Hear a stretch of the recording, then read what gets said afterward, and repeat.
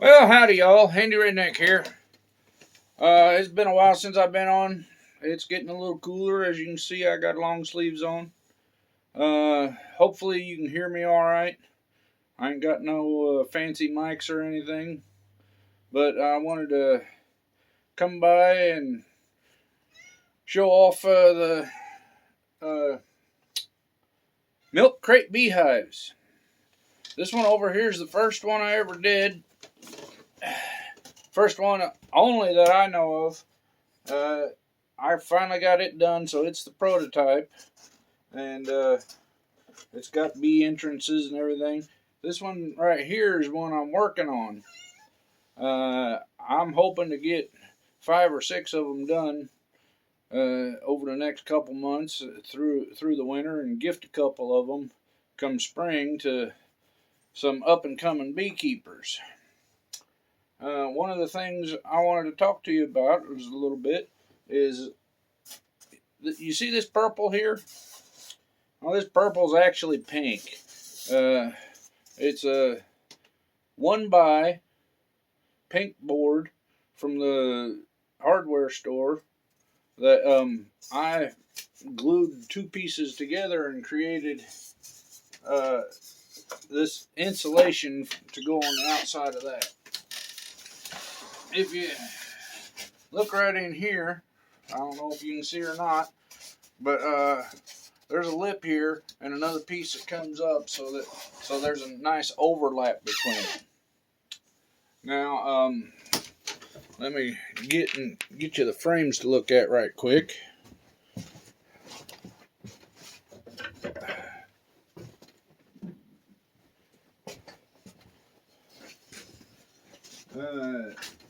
All right, these are going to be custom framed individuals, but they'll have these deeps. If you go this way, this is a standard Langstroth size, but it goes in this way.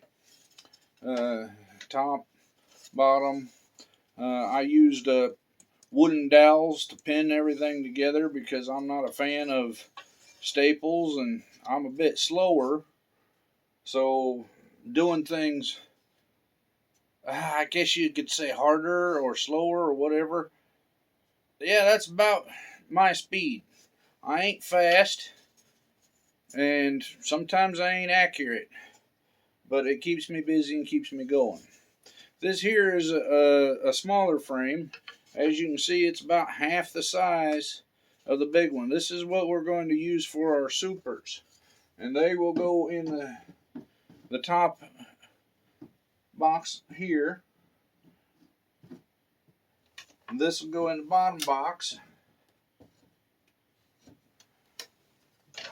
And as you can see on these milk crates, they're lined inside with wood. But before we get into that,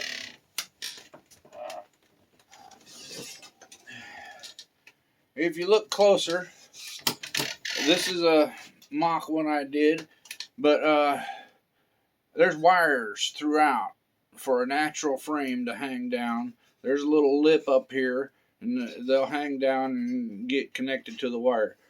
This part's 2 inches. All the others are 1.5 inches, but this was a experiment. But I keep it around because most of the dimensions are good, so I can use it to refigure dimensions. Anywho, as you can see on this one over here, it's got wood inside. Well, I found 4x8 sheets of plywood that are about 1/8 of an inch thick. About 1/8 of an inch thick. A sheet of it costs about $20. This here takes about a half a sheet of plywood to do all the inside dimensions, so that's $20. The milk crates you can find on Marketplace and everything for about $3 to $5 a piece. So we're looking at that there being about $35 to $40 just for that. This foam is where things start to get a little expensive. It's taken a sheet and a half of this 1-inch stuff to make this at $30 a sheet. So that's another $60. So all in all, that's $100. The frames I'm making them out of scrap wood as I can find it. So they're costing me nothing. But to make them, a little 2x6, 2x4 thing, ripped down on a table saw, like I got here, to proper dimensions. And then some handwork to get in here and get them nice and tight and pinned like that. Well, that'll probably be about another $20 worth of wood, unless you find scrap and use it. And I ain't ashamed of saying use scrap wherever possible. I got people who are looking at getting me scrap stuff. One of the things they've gotten for me, I ain't got enough of yet.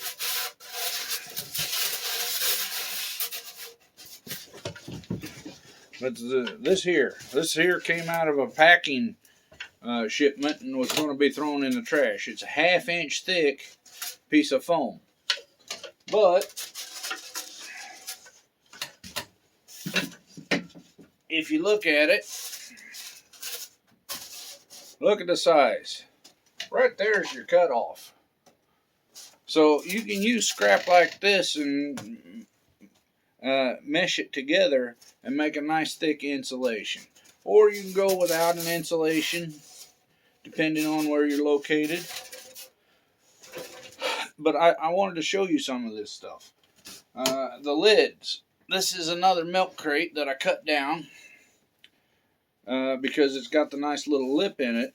But I used the red for a top because I've been researching and studying, and bees can't see the red, but the hive beetles can. So when sunlight shines through this, the bees see everything inside the hive is black. The hive beetles will see it as red, and from my reading and everything, it gives the hive beetles a headache. So,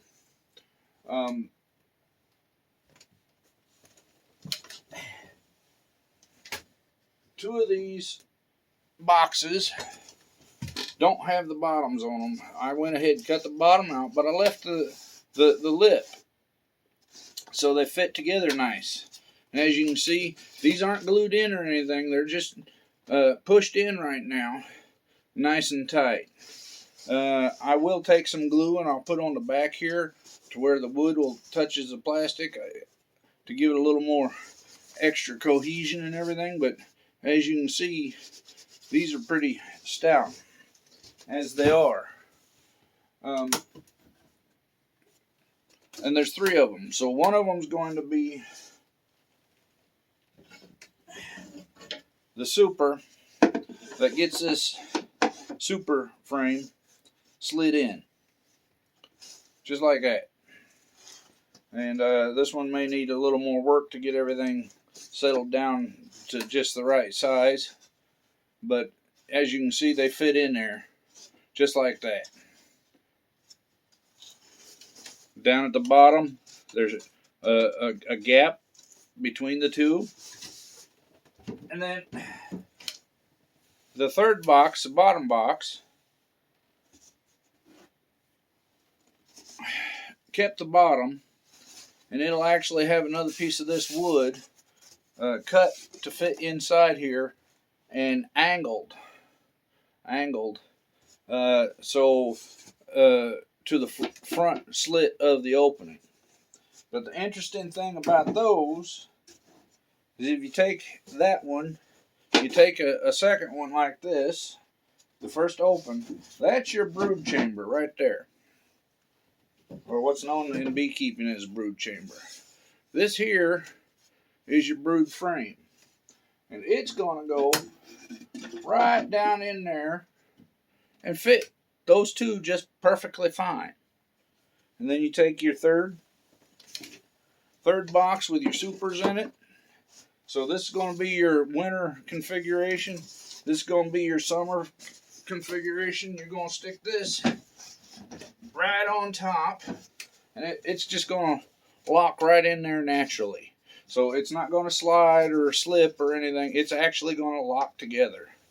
And I decided to come up with this and work on developing it because Milkcrate's pretty easy to find, and beekeeping ain't necessarily a cheap thing to get started with.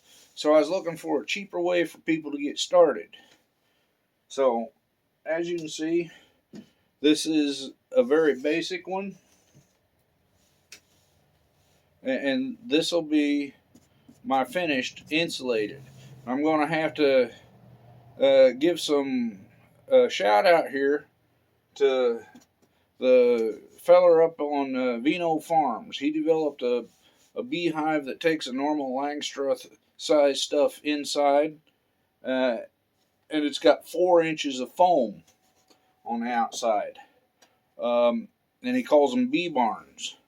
And looking at bees naturally and everything, it made sense that out in the woods, out in trees, they get them a nice thick insulation from the wood of the tree, and they make their cavity inside. But most of the cavities inside are about the size of a milk crate, not necessarily as big as a full-on Langstroth. The Langstroths are a little bit bigger. But with that, and then where I live down in the south, I went ahead and only went with 2 inches of foam, which, as you can see, this is 1 inch. And then if we were to put another inch there, you'd see how thick 2 inches of foam would be. So in the summer, it helps to keep things cool inside. In the winter, it helps keep things hot inside. Well, not necessarily hot, but warm inside. So it helps to stabilize it. Just like your house, wherever you live, if it's got good insulation, it helps to stabilize the temperature inside so you're not trying to heat or cool it so much. So that's the concept from Bee Barns up at Vino Farms. You can find him on YouTube. Just look up Vino Farms, VINOFARMS, on YouTube, and you'll find him, and you'll find the Bee Barns. And they're a beautiful concept. But like I say, I was looking for something a little cheaper to help people get started into beekeeping. So I came up with the milk crates, and I've been developing how to put them all together and everything. 1, for the price, and 2, for something to do that's interesting to me. So that's what I've done. I did start a Facebook page called, in quotes, Outlaw Beekeeping. Now, with that said, outlaw beekeeping is not breaking the law. It's doing things unconventionally but still meeting the requirements of wherever you're at. Like where I'm at, it is a requirement that any man-made beehives that you have removable frames, so you can stick the frame in and pull it out to help for inspections and everything. So that's the way I developed it. If you don't have that type of requirement, well, you might be able to just slap together something similar to this or something different. But I was looking for something that's pretty common and pretty cheap. And again, that's on YouTube. No, I take that back.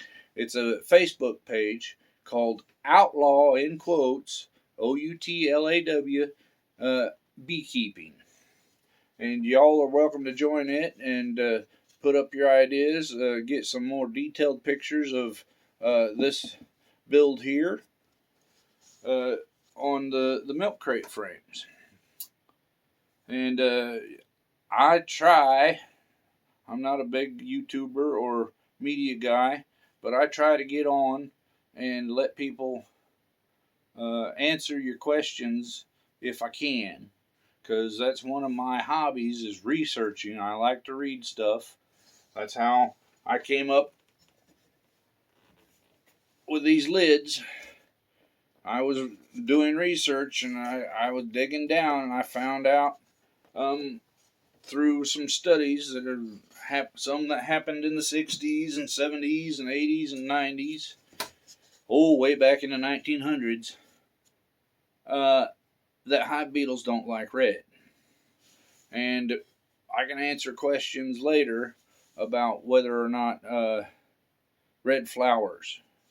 There's a whole different thing as to why bees are attracted to red flowers, and it's not what you think. So feel free to ask about that, and if you got any more questions, just give me a holler. I'll talk to y'all later. This here's been a handy redneck.